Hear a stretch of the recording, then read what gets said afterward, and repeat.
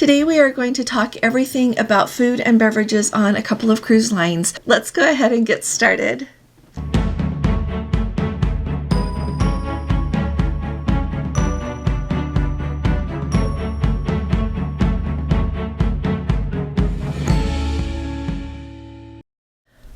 Hi there, this is Allison with Let's Go Travel Tips. Today is Friday. It is September 12th of 2025. And if you haven't subscribed to our channel yet, will you please be sure to click on that subscribe button? And if you appreciate my updates, please be sure to give this video a thumbs up. I wanted to let you know really quickly, we are not going to be able to do our live this evening. If you're new around here, we do a live every Monday evening and every Friday evening at 8 p.m. Eastern Time. Our sweet little grandson's t-ball game got moved from last night to tonight, and so we have to go to that, which we just love doing. So we're going to try for Monday night. If I can get the timing to work, I'll let you know, but we'll miss you in the meantime. So let's start off talking about what the changes are coming to dining on Princess Cruises. So first up, let's talk about Makimoto Ocean. So Makimoto Ocean is a sushi restaurant that first debuted on the Sun Princess. She is set to debut beyond the Star Princess when that ship comes online October 4th, just a couple of weeks away from now. So the things that I want you to know about it are first, Chef Makimoto is very well known, very renowned for what he does with cuisine. And the sushi that he has in the Makimoto Ocean Sushi Bar for Princess, they say is rooted in tradition, yet crafted with modern flair. His new concept features playful, artfully presented dishes that honor the essence of the tradition of Japan. And so I do have it. I have never eaten there. We'll hopefully try it maybe if we get the chance when we're on the Star Princess this time, and if not, maybe the next time in November. I do have it on good authority that the food is excellent. I just wanted to let you know on the Sun Princess, it is located just as a sushi bar there right in the area of the piazza. And so you might want to kind of decide when you want to make a reservation to eat in Makimoto Ocean, because once the evening activities start there in the piazza, it is really loud. So kind of plan your reservations accordingly. Now, the exciting change that is coming with Makimoto Ocean is that it's going to replace Kai Sushi on both the Diamond Princess and the Sapphire Princess this fall. So the exciting thing is, by the time we go on our group cruise to Antarctica in January, the Makimoto Ocean Sushi is going to be there. By the time, clearly, we go on our group cruise to Japan, all of us, it's going to be available on the Diamond Princess. I think this is great. I'm really excited to hear from everyone. It is a specialty restaurant. It's not a casual dining restaurant for Princess, so you have to pay that casual dining fee, or you have to have the Premier package so that it's included with it. So I thought that was really exciting. Great step forward there with Makimoto Ocean coming to 2 more ships. Alrighty, let's talk for just a minute about some changes that are coming to the Diamond Princess as well as with cuisine on Princess. So you've heard me talk here and there about ships that do have the lobster, like the Surf and Turf, on their last formal night, and those that don't. When we were on the Regal Princess to the British Isles in August, they did not have the lobster. Some of you sent in and letting me know whether your ship had it or not. We've got some Let's Go family members on the Caribbean Princess, and the Caribbean Princess did have the surf and turf, the steak with the lobster on the last formal night. So if you're sailing on that Caribbean Princess to Alaska this summer, we'll see how long that holds out, but for now they've got it.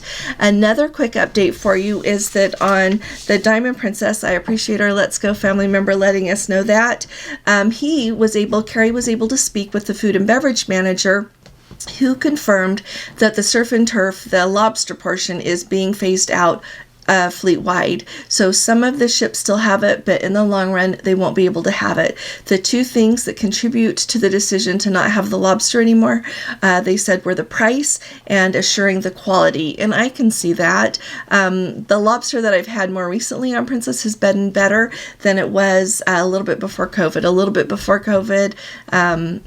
I always gave mine to Gordon when it came because I didn't care for it. So they are going to be using the prawns or shrimp to replace lobster on the formal night. And I am going to say, when we were on the Regal Princess on that last formal night, we got the prawns that had some truffled risotto with it.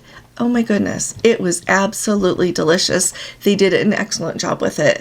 So just wanted to let you know that that's great. Another change that is going to be coming to the Diamond Princess this fall, and I am sure that it's when they're tweaking it to add the Makimoto Ocean to the ship and remove Kai Sushi, they are going to be turning one of the main dining rooms, rumor has it that it's the Savoy, into a Crown Grill. Right now, the Diamond Princess doesn't have a Crown Grill, so I think that's really exciting news that will be added as an option. And they do have that churrascaria, that kind of meat restaurant where they come around, with the skewer of meat and you say what you want. They do have that restaurant, so I have never tried that on a cruise ship yet. I am not really enough of a meat eater to want to do that. I eat meat, but not a lot, and so I've not tried it. So put in the comments if you enjoyed it or not, if you've tried it. The last thing that I want you to know about the Diamond Princess is that as they make all of these changes with these dining venues, it's just going to be done while the ship is sailing with guests on board. The Diamond Princess is not due for another dry dock until 27, so they're just going to make these changes during regular sailings. So let us know if you're on the Diamond Princess, if you're seeing anything change yet, and we'll all keep our eye on it because they say they're doing it this fall. And it's September. That's part of the fall. What I am going to tell you next about Carnival Cruise Line, I think, is very significant because Carnival Corporation owns both Carnival Cruise Line and Princess Cruise Lines. They are really different cruise lines. Absolutely. They're similar, though, from the standpoint that they take guests to sea and people that go have a wonderful time. But the Carnival Cruise Line has just introduced what they are calling a zero proof package. So it is more inclusive package that just doesn't include soda and juice like their bottomless bubbles package is covered. It includes a lot more. So let me tell you, first up, the bottomless bubbles package costs $9.50 a day per person for adults and $6.95 a day for children. I love that. I think it's wonderful that they have a package price for children, and it's appropriate because Carnival is such a family-centric cruise line. But with this new zero proof package coming, it's going to be $29.95 a day. Nope, $29.99 per day per person. And it is already for sale online for people to book on the cruises that they have booked. And it's coming soon, they say, to be able to book that package when you're online. So what else does it include? So like I said, the bottomless bubbles package includes your sodas and your juices. But the zero proof package is going to have zero proof cocktails, alcohol-free beer, non-alcoholic frozen drinks, premium coffees and teas, milkshakes, smoothies, energy drinks, and more. And so you're taking a package and making it so much wider. And I love that because I tell you, so many people tell me when we are talking about the Plus package that they don't want it because they don't drink. And you really do have to kind of weigh out what you're going to drink during the time that you're on board the ship to really know if that's worth it. But it's not always you can't always base that on whether or not you drink alcoholic drinks. On some of the cruises that I do, I really feel like that Plus package is worth it based on what we drink, and we don't drink coffee and we don't drink alcohol. So let me know if you are going to be sailing on Carnival soon, if you are looking to book that zero proof package, if you're staying with your bottomless bubbles, or just what you do with your beverage package. It's a huge difference because their beverage package that is called their Cheers drink package, which includes all the alcoholic beverages, is $69.95 a day. So that is a really big difference in the prices there. So you just choose what it is that works best for you with that.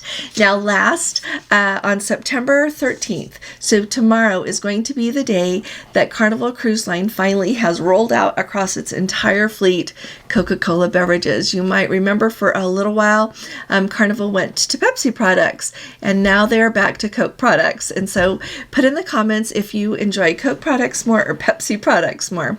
I'm someone that enjoy Coke products the best. I am a Diet Coke person, but I think it's really great that they went back to Diet Coke. So let me know what you think.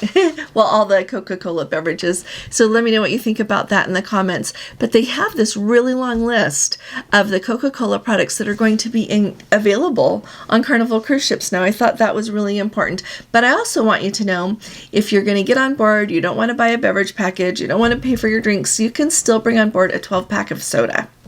So if you'd like to do that, you can. So on Carnival, you're going to be able to have Coca-Cola, Coke Zero, Diet Coke, caffeine-free Coke, caffeine-free Diet Coke, Sprite, Sprite Zero, Barks Root Beer, Fanta Orange, Topo Chico Tangerine, Topo Chico Lime, Topo Chico Blackberry, Powerade Lemon Lime, Powerade Fruit Punch, Powerade Zero Fruit Punch, Powerade Zero Mountain Blast, Fairlife Core Power Chocolate, and Fairlife Core Power Vanilla. That is a lot of beverages to choose from. It sounds to me like maybe they just really upped their game, and more people than ever will be buying that zero proof drink package. I think it sounds great. Let me know if when you sail on Carnival, do you usually get a beverage package? Do you not? I've been on Carnival one time, and surprisingly, I really enjoyed it. There are some differences between, of course, Princess and Carnival, but I went on the Celebration round trip out of Miami and thoroughly enjoyed my cruise. It was a working cruise, but I enjoyed the ports that we went to. I really enjoyed the experience that they have in the main dining room there. So if you've got questions about going on Carnival, I have a lot to say. So pop them in the comments, and if you want to hear a whole video about that, I'm delighted to share it with you. So thank you very much for joining me here today. I'll see you again tomorrow, and I'll be talking to you all again really soon. You all take really good care. God bless you. Love you. Bye-bye.